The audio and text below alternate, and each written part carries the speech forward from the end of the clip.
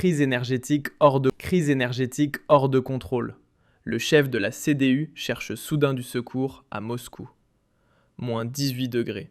Réserve vide et un chancelier fédéral qui jette timidement un regard vers la Russie. Que s'est-il passé ? Friedrich Merz, l'homme qui défendait encore il y a quelques mois une ligne dure contre Poutine, parle maintenant soudainement de compromis avec Moscou. Oui, vous avez bien entendu. Le chancelier de la CDU, autrefois fervent partisan des sanctions, évoque désormais une nouvelle coopération, parce qu'il y est contraint, parce qu'il n'a plus le choix. L'Allemagne s'enfonce dans un suicide énergétique en pleine saison hivernale et le froid ne pardonne pas. Les réserves de gaz sont à leur niveau le plus bas depuis plus de 10 ans, en plein cœur de la saison de chauffage. Début janvier 2026, il ne reste que 53% de capacité. Et ce n'est pas un simple accident de parcours. C'est le résultat direct d'une politique énergétique guidée par l'idéologie, qui a tout sacrifié. La sécurité, la raison, la souveraineté. Pendant que des pays comme la Pologne, l'Italie ou le Portugal affichent des taux de remplissage dépassant les 80%, l'Allemagne grelotte littéralement, avec un réservoir à moitié plein. Pourquoi ? Parce qu'on a cru pouvoir se chauffer à la morale. Parce qu'on s'est imaginé que le GNL venu d'outre-mer suffirait d'une manière ou d'une autre. Mais désormais, la réalité rattrape les illusions. C'était une erreur de jugement, coûteuse, périlleuse. Et soudain, les mêmes responsables politiques qui condamnaient Nord Stream comme un instrument de chantage russe redécouvrent leur attachement à l'ours gazier de l'Est. Lors de la réception du Nouvel An de la Chambre de commerce à Dessau, Merz déclare mot pour mot « La Russie est un pays européen. Si nous parvenons, à long terme, à trouver un nouvel équilibre avec elle, alors la République fédérale d'Allemagne aura passé une nouvelle épreuve. » Un ton apaisé, un discours qui évoque un revirement. Mais en vérité, il s'agit d'un appel au secours. La réalité est implacable. L'Agence fédérale des réseaux minimise la situation, parle de réseaux stables, de livraisons en provenance de Norvège, du Qatar et des États-Unis. Mais ce qu'elle passe sous silence, nous sommes sous perfusion des marchés mondiaux, des marchés que nous ne contrôlons pas. Le GNL coûte 2 fois plus cher que le gaz russe livré par pipeline. Les chaînes d'approvisionnement sont fragiles, les prix instables. Et si un navire reste bloqué dans le détroit d'Ormuz, l'Allemagne s'arrête. C'est une faillite énergétique à petit feu. Et qui paie l'addition ? Toi, moi, les familles, les PME, l'industrie, tous ceux qui font vivre ce pays et qui ploient depuis des années sous le poids des comptes écologiques. Car ce n'est plus la technologie qui décide, mais l'idéologie. Plus la réalité, mais une arrogance morale. L'Allemagne s'est désarmée, méthodiquement.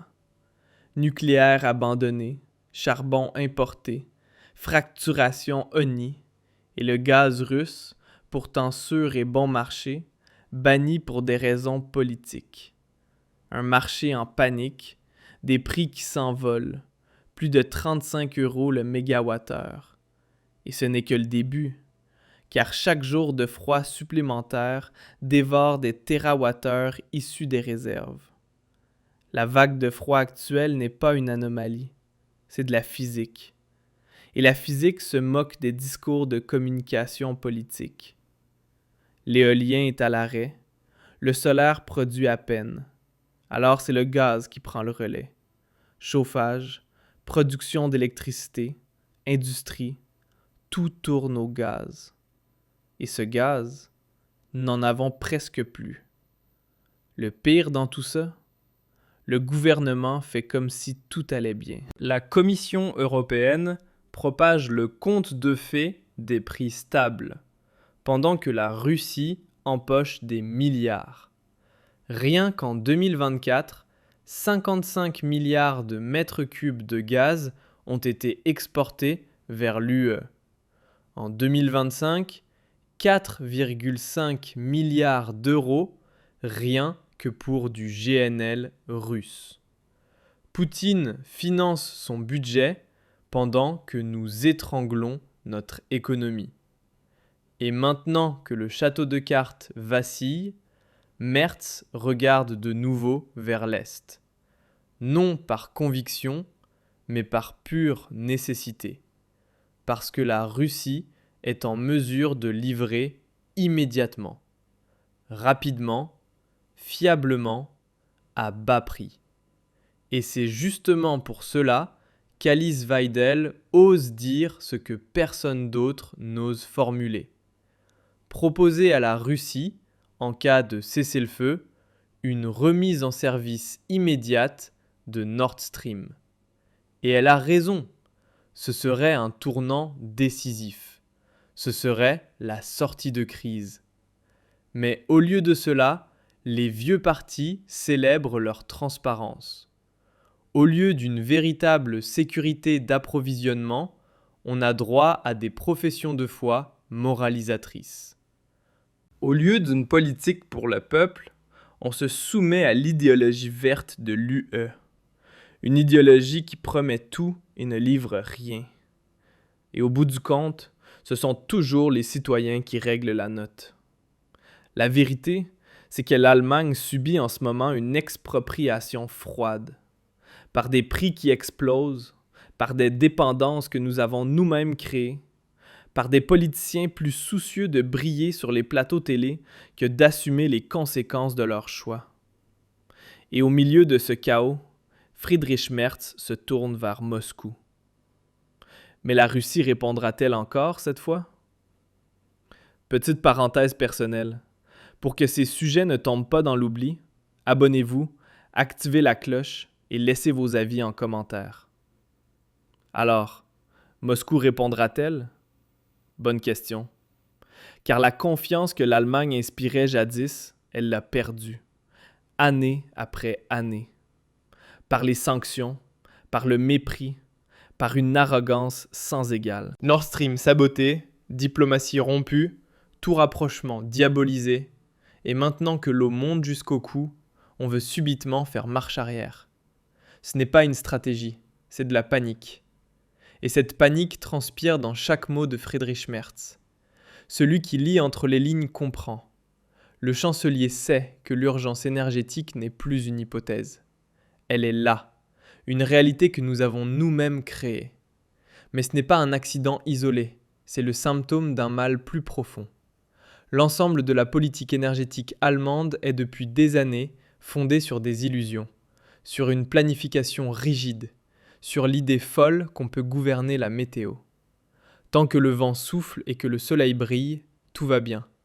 Mais que la nuit tombe et que le froid s'installe, il ne reste plus que le gaz. Et ce gaz, crise énergétique hors de contrôle. Le chef de la CDU cherche soudain du secours à Moscou. Moins 18 degrés.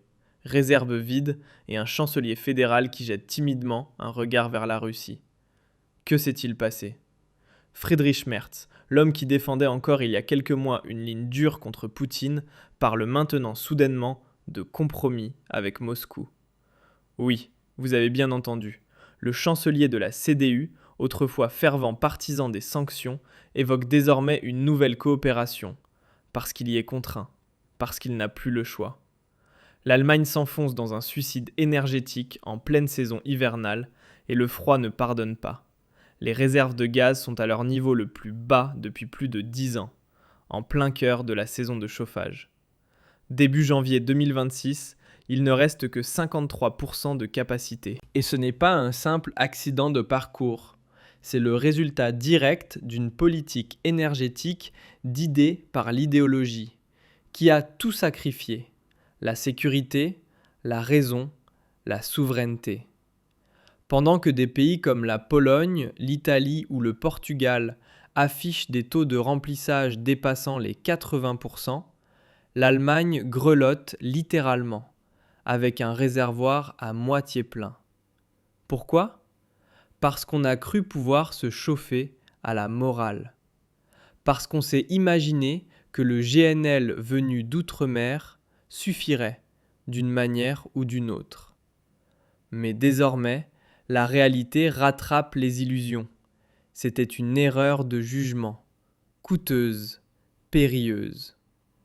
Et soudain, les mêmes responsables politiques qui condamnaient Nord Stream comme un instrument de chantage russe redécouvrent leur attachement à l'ours gazier de l'Est. Lors de la réception du Nouvel An de la Chambre de commerce à Dessau, Merz déclare mot pour mot « La Russie est un pays européen. Si nous parvenons, à long terme, à trouver un nouvel équilibre avec elle, alors la République fédérale d'Allemagne aura passé une nouvelle épreuve. » Un ton apaisé, un discours qui évoque un revirement. Mais en vérité, il s'agit d'un appel au secours. La réalité est implacable. L'Agence fédérale des réseaux minimise la situation, parle de réseaux stables, de livraisons en provenance de Norvège, du Qatar et des États-Unis. Mais ce qu'elle passe sous silence, nous sommes sous perfusion des marchés mondiaux, des marchés que nous ne contrôlons pas. Le GNL coûte 2 fois plus cher que le gaz russe livré par pipeline. Les chaînes d'approvisionnement sont fragiles, les prix instables. Et si un navire reste bloqué dans le détroit d'Ormuz, l'Allemagne s'arrête. C'est une faillite énergétique à petit feu. Et qui paie l'addition ? Toi, moi, les familles, les PME, l'industrie, tous ceux qui font vivre ce pays et qui ploient depuis des années sous le poids des comptes écologiques. Car ce n'est plus la technologie qui décide, mais l'idéologie. Plus la réalité, mais une arrogance morale. L'Allemagne s'est désarmée, méthodiquement. Nucléaire abandonné, charbon importé, fracturation honnie, et le gaz russe, pourtant sûr et bon marché, banni pour des raisons politiques. Un marché en panique, des prix qui s'envolent, plus de 35 € le mégawattheure. Et ce n'est que le début, car chaque jour de froid supplémentaire dévore des térawattheures issus des réserves. La vague de froid actuelle n'est pas une anomalie, c'est de la physique. Et la physique se moque des discours de communication politique. L'éolien est à l'arrêt, le solaire produit à peine. Alors c'est le gaz qui prend le relais. Chauffage, production d'électricité, industrie, tout tourne au gaz. Et ce gaz, nous n'en avons presque plus. Le pire dans tout ça, le gouvernement fait comme si tout allait bien. La Commission européenne propage le conte de fées des prix stables, pendant que la Russie empoche des milliards. Rien qu'en 2024, 55 milliards de mètres cubes de gaz ont été exportés vers l'UE. En 2025, 4,5 milliards d'euros rien que pour du GNL russe. Poutine finance son budget pendant que nous étranglons notre économie. Et maintenant que le château de cartes vacille, Merz regarde de nouveau vers l'Est. Non par conviction, mais par pure nécessité. Parce que la Russie est en mesure de livrer immédiatement, rapidement, fiablement, à bas prix. Et c'est justement pour cela qu'Alice Weidel ose dire ce que personne d'autre n'ose formuler. Proposer à la Russie, en cas de cessez-le-feu, une remise en service immédiate de Nord Stream. Et elle a raison, ce serait un tournant décisif. Ce serait la sortie de crise. Mais au lieu de cela, les vieux partis célèbrent leur transparence. Au lieu d'une véritable sécurité d'approvisionnement, on a droit à des professions de foi moralisatrices. Au lieu d'une politique pour le peuple, on se soumet à l'idéologie verte de l'UE. Une idéologie qui promet tout et ne livre rien. Et au bout du compte, Ce sont toujours les citoyens qui règlent la note. La vérité, c'est que l'Allemagne subit en ce moment une expropriation froide, par des prix qui explosent, par des dépendances que nous avons nous-mêmes créées, par des politiciens plus soucieux de briller sur les plateaux télé que d'assumer les conséquences de leurs choix. Et au milieu de ce chaos, Friedrich Merz se tourne vers Moscou. Mais la Russie répondra-t-elle encore cette fois? Petite parenthèse.